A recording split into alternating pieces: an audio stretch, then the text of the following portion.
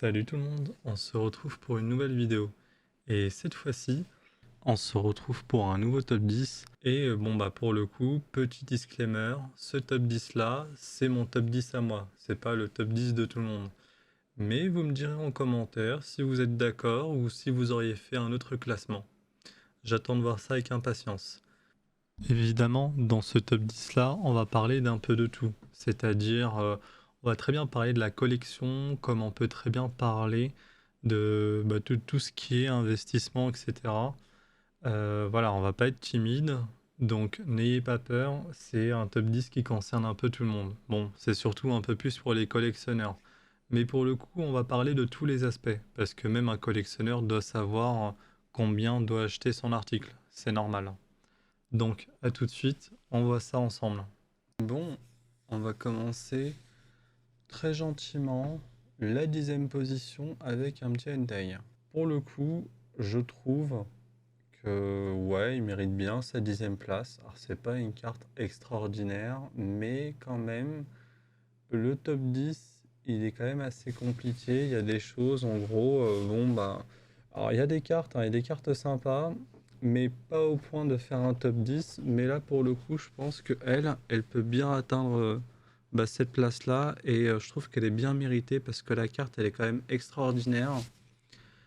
Surtout dans cette position-là. Et pour une carte shiny, je trouve que ça a quand même été super bien fait. Et à présent, on va essayer de voir pour déterminer la cote, sachant qu'on est à peu près vers la sortie quand je fais cette vidéo. Actuellement, nous sommes sur les prix, on va dire, anglais, et pour le coup, la cote française est à 30% supérieure en général, on va dire ça comme ça. Donc là, je vais pas pouvoir vous montrer des vraies cotes, mais on va regarder au niveau des annonces actuellement, et au niveau des annonces, on peut voir qu'on est situé à peu près entre 15 et 25 euros en moyenne. Ça partira dans ces eaux-là. Comment dire qu'on était obligé? Mais sérieusement, le Raichu, il est tellement beau. Enfin, vous avez vu sa posture, il est quand même assez majestueux et surtout dans une carte shiny aussi bien représentée. Je pense que lui va coter un petit peu et on va voir ça ensemble. Là, la cote elle commence à être un petit peu plus compliquée à mettre en place, mais ça reste toujours possible. Alors, sachant qu'au niveau de l'anglais, on est quand même à 30% supérieur. Moi, je pencherais sur à peu près entre 20 et 25 euros la carte actuellement. Quand on regarde les prix des ventes pratiquées, c'est pas déconnant. Les gars, El Famoso Reptincelle, on était obligé. Alors, je vais pas le mettre plus haut dans le classement parce que je suis pas du genre à prioriser tous les starters, même si je les adore énormément. Mais je trouve qu'il mérite sa place en 8ème position. Et pour le coup, on va voir ce que ça donne au niveau de la cote. De ce qu'on voit au niveau des prix pratiqués, ça pique un peu, mais entre 20 et 30 euros, c'est pas déconnant non plus. Et là, pour le coup, quand on regarde même du côté des vendeurs, bah, c'est les prix pratiqués. Donc en soi, ça va. Évidemment, si on parlait de Reptincelle, il fallait forcément parler de Salamèche. Et en plus, ce Salamèche-là, ah, franchement, il est super beau. Alors, justement, je m'inquiète un peu du prix et on va voir ça ensemble. Forcément, on devait quand même s'en douter un peu, vu que c'est un starter et surtout un des bébés, qu'il allait quand même coûter, on va dire, un petit bras, entre 20 et 40 euros en moyenne. Et par contre, les prix pratiqués sur d'autres sites, bah, ils piquent un peu, quoi. Donc, non, n'allez pas plus loin. Je sais ce que vous allez dire. Non, mais qu'est-ce que tu racontes? Qu'est-ce que tu racontes? Pourquoi tu mets un dresseur dans tes favoris et surtout en 6ème position derrière des shiny, enfin devant des shiny? Et tout simplement que cette carte, les gars, si vous regardez bien, elle est magnifique. C'est vraiment une dinguerie. Et en plus, ils me font bien rigoler dans la carte parce que la tête des personnages, elle est vraiment un peu plus grosse que d'habitude et ça me fait penser à des pops. Enfin, moi, je trouve ça sympa. Pour le coup, vu que j'adore les pops. Forcément, comme vous avez pu le voir, et bah la carte elle cote quand même entre 35 et 40 euros. Et ça se comprend. Ça se comprend vu la carte. Franchement, moi je trouve que c'est même tout à fait normal et ça m'étonnerait même pas par la suite qu'elle monte en valeur. Comme vous me connaissez si bien, on va continuer sur les dresseurs. Alors, n'empêche, on était quand même un petit peu obligé. Cette carte, elle est sublime. Et surtout, elle fait penser à sa copine de EV2. Bah, normal, c'est un petit peu le même personnage. Et je trouve que ces deux cartes-là sont magnifiques. Et c'est pour ça qu'elle mérite sa place en cinquième position. Comme vous pouvez le voir, en moyenne pour cette carte-là, on sera quand même sur 40 et 50 euros. Et c'est pas déconnant, c'est vraiment pas déconnant du tout, vu que elle est quand même assez bien faite. Il y a énormément de détails. Un personnage a été vachement mis en avant, et même d'autres Pokémon en arrière-plan. Et c'est pour ça que c'est une carte qui va coter et qui cote autant même actuellement. Cette carte elle va faire débat.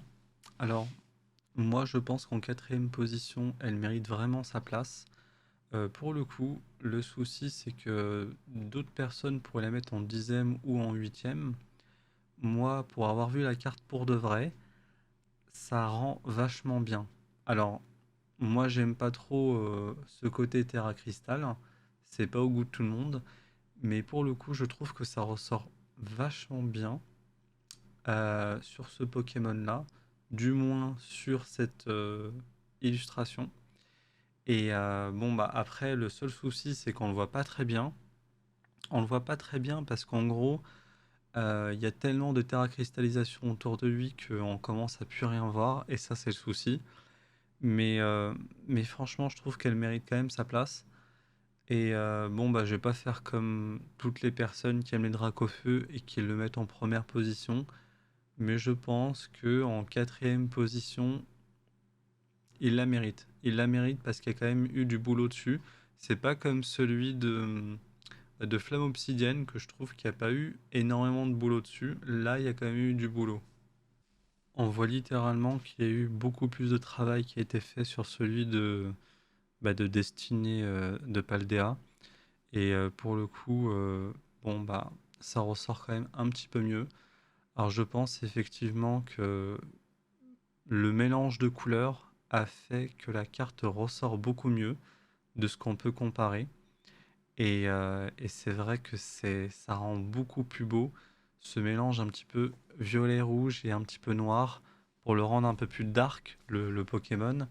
Et ça fait quand même penser à des anciennes cartes qui sont sympas. Comment dire que le Dracofeu ne plaisante pas au niveau du prix? Alors là, on est quand même vers le début de la sortie de la série, c'est un peu normal que ça soit aussi gonflé. Mais actuellement, sa cote, elle est quand même entre 250 et 280 euros. Moi, je recommande de l'acheter à peu près à 220 euros. Voilà, 230 max. Lui, je suis pas sûr, parce qu'en gros, c'est quand même assez controversé. Il est mieux fait que le précédent, mais peut-être que peut-être qu'il va pas prendre plus de valeur que d'autres cartes, mais je suis pas sûr. Je suis pas sûr parce que, vu son taux de drop qui est extrêmement horrible, je pense qu'il y a quand même moyen au long terme qu'il puisse monter au niveau cote. Je pense même qu'il peut dépasser les 350 euros au long terme. Alors, maintenant on va passer au niveau du classement.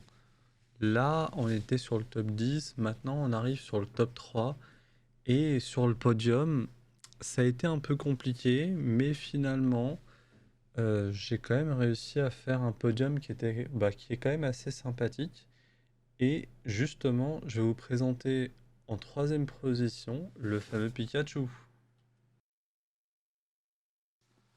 Hormis le fait que j'apprécie énormément ce Pokémon, c'est pas pour rien qu'il est au niveau du top 3.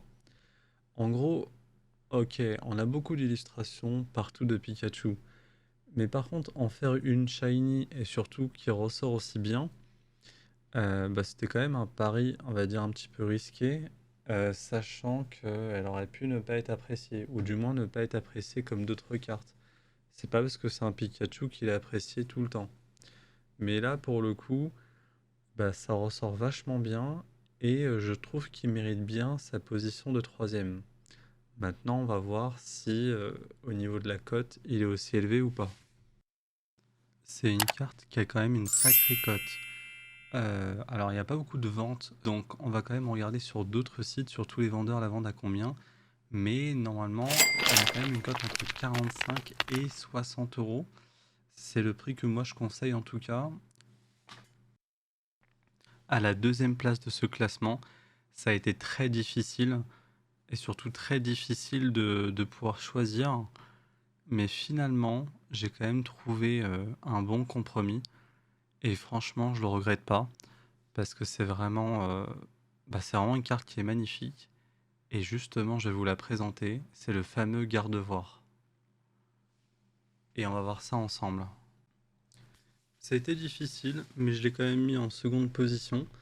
Alors, le garde-voir en soi, bon, c'est un Pokémon assez lambda, mais il a quand même une certaine position, on va dire, dans l'univers de Pokémon. Et pour le coup, je comprends pourquoi ils l'ont mis en valeur et surtout pourquoi ils lui ont fait une carte alternative aussi bien détaillée, aussi bien faite, aussi bien colorée, parce que d'habitude, bon, bah, ça matche pas ensemble, ça arrive. Mais là, je pense que pour cette carte, l'effort qui a été fait au niveau du design est quand même assez élevé. Et surtout, bon, bah, c'est pour ça que je me suis dit j'allais la mettre en seconde position. Et justement, on va voir combien cote cette carte. Ah oui, effectivement, quand on regarde, il pique un peu entre 100 et 180 euros. Bah, comment vous dire que même sur les sites vendeurs, il est aussi au niveau de ces cotes-là.